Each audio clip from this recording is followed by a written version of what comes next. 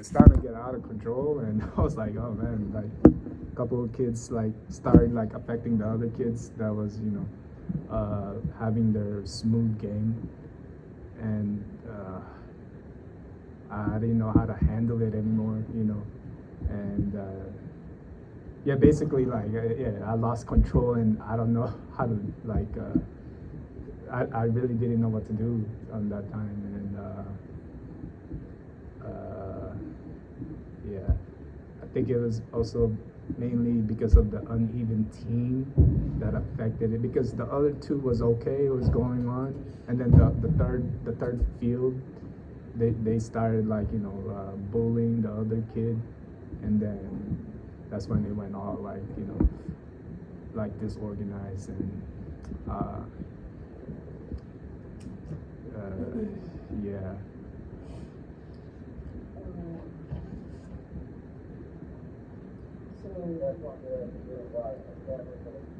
There are always two options. Do something,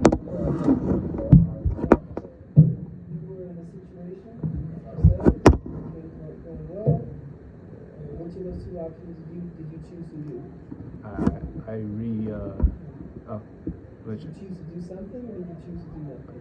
I tried to do something and try to make a solution with the third field, but it didn't work out, and from there I couldn't do anything anymore, and I just called it off. Like when I came over, it says, "Can you stop calling?" Yeah. Okay. Again, there's nothing wrong with stopping. Okay. Too many times, too many people get caught up and just gotta keep going. I gotta keep doing something. No, just stop. Okay. Okay. Stop and be still. So that goes to the activity down there. Excuse me. It goes to in class, right? You're doing better at saying something when people are talking, but you still are not waiting for their attention. Okay. They're never going to give it to you. They're going to stop when you say they stop talking. You're going to get their attention for this long, and then what happens? They start talking again, and you continue to try to talk over it. Okay. Alright, so that's the thing. Yeah. One of the issues, it's going to happen at times that teams are unevenly matched, and that's okay. There's nothing wrong with that. Alright? Yes, when it comes to the thinking ahead, knowing your kids, right? Try to have solutions before we even get there. Oh, I see what you're saying. How do I balance teams? How do I modify the activity? Right? You can always modify it with, you can change the numbers. Yes. You can change the time. Right? You can change the distance. You can change the rules. Right? So there's multiple ways to make adjustments for anything. Right? In this case, it was an imbalance of skill. It could be imbalance in the numbers on people on the team. It could be any kind of imbalance, right? Those are things that you can always make adjustments to make things better balanced. Okay. Right? We talked about one of the ways that can work with that particular group.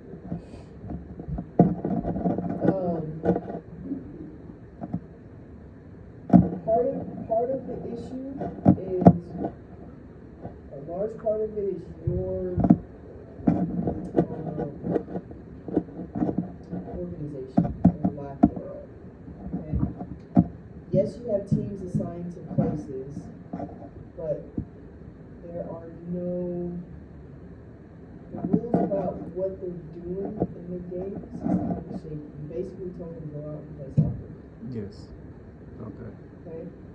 So that leaves open to gave a safety rule about full-size soccer, right?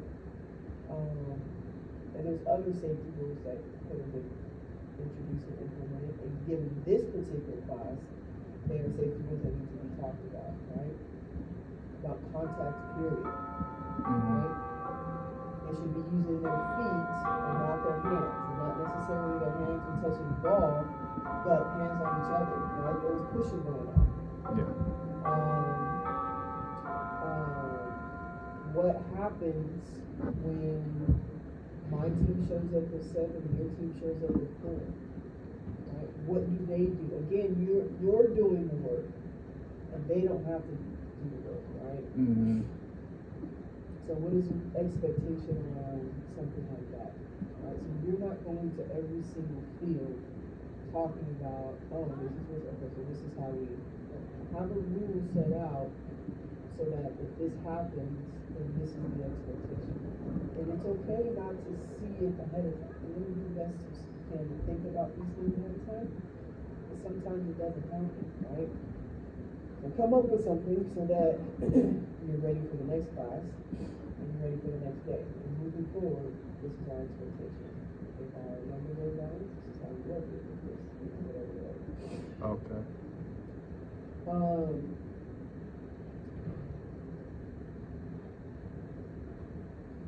The other thing, as far as expectation is concerned, is what's expected from it, right?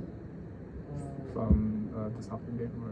Yeah. What is really expected from them? What are they? They're.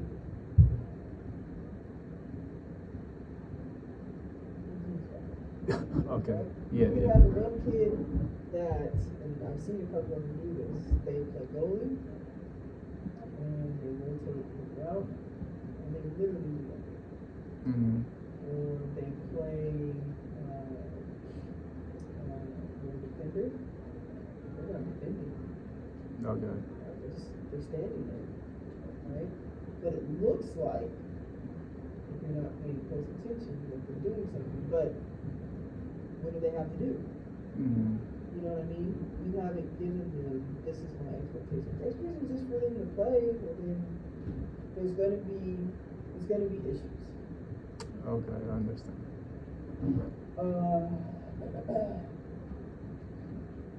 It's like it's expectations like it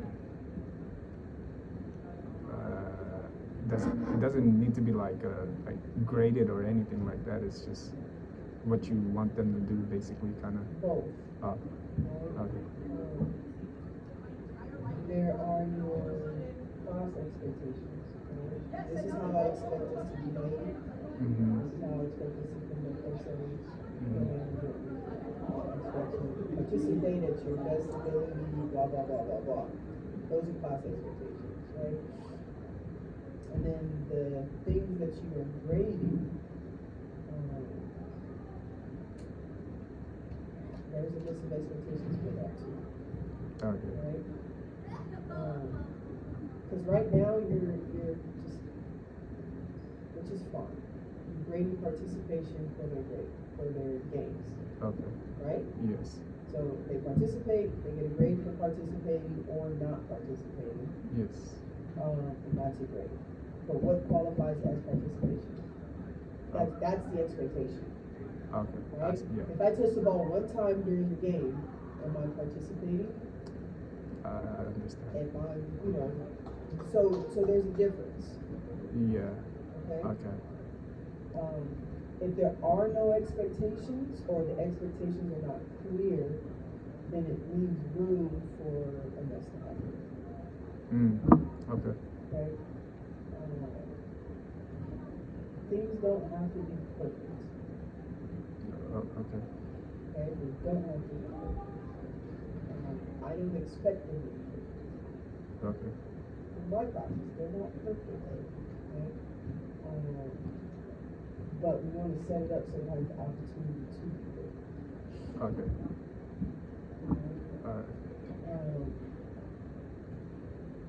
I want you to work on getting out of the, whenever we're in a stressful situation, it's fight, flight, or freeze. Right now you're freezing. Okay. Okay? So do something. Okay. Right? And when I say do something, that doesn't always mean you physically are doing the thing. Okay. Okay? But make a decision, even if it's the kids doing the thing. Okay? because the less you do, the more they're going to do. Right? And I'm going to be completely honest with you. If you have this particular class, they would run all over you if I wasn't here. Mm.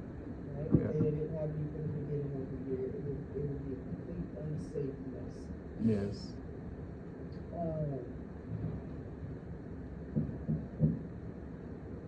Equipment, I recommend if you only need 4 balls for the games, I'm going to take 4 balls out. Okay. And put the rest of the balls in the bag over there.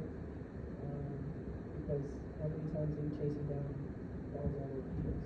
Mm. Right? Okay. Just being with that expectation. There's no reason for them to touch a ball if they are not good enough for the game.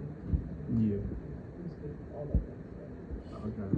So you don't run the risk of losing any equipment out there. Just take the ones down that are needed. Maybe an extra one as a just in case something happens. Okay.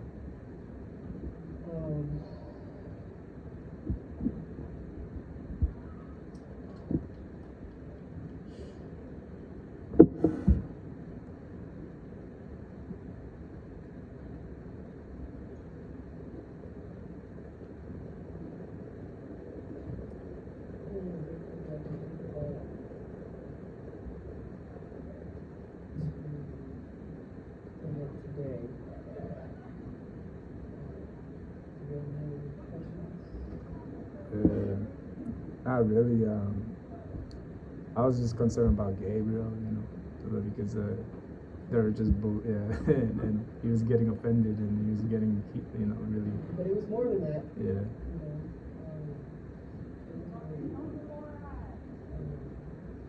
Again, it's the organization and the lack of, how it should be played. And as a teacher, you have to be able to see everything. Okay. Right? So, see and hear everything. Yeah. Right? And I hate to use this analogy because it's not, but it works. It's not great, but it works. Have a prison guard mentality as far as supervision is concerned. I see what you're saying. So don't have your back to the class. Right? Always have them in front of you so that you can see them and you can see all of them in your view. And especially until you can get to a point, like I can get to a point where I can have a group behind me, but I know the group that's behind me, right? And I start to recognize voices, certain speech patterns kind of pop out, and then in the back of my head I can filter through what I need to pay attention to, what I don't need to pay attention to. You're not at that point yet. Yeah. So wherever you're going around, your back is to the wall, essentially, right? So that everybody is in front of you so that you can see what's going on. Move. Okay. So that you are visually present in each group. Right? They know that you're there. They know that you're always watching. Right? And interact with kids. Okay. Right? Because it's one thing to be there, but to be there and they know that you're never going to do or say anything unless they directly ask you a question, then to them it's like, you're just on the bar right now. You know what I Okay. mean? Yeah. Okay. But the more you interact with them, the more they'll interact. Okay. So again, in Gabriel's case, a lot of that could have been avoided, right? The expectations being clear. With you moving around, right? You were standing there in the room when it happened, or as it was happening, right? If you know that the bullying is going on, you stand there, if they're calling him glasses, and you can say, what's his name? Let's call him by his name. I don't know his name. Let's find out so we can call him by his name. Right? So that takes care of one level of it. They know that something's being addressed, right? And then, just kind of go from there. It doesn't have to be punitive. Like every conversation doesn't have to be in trouble. Right? We talked about this. but there are things that need correction and direction. Mm. Okay. Yeah, that's it. I just gotta like reorganize my thoughts. Okay,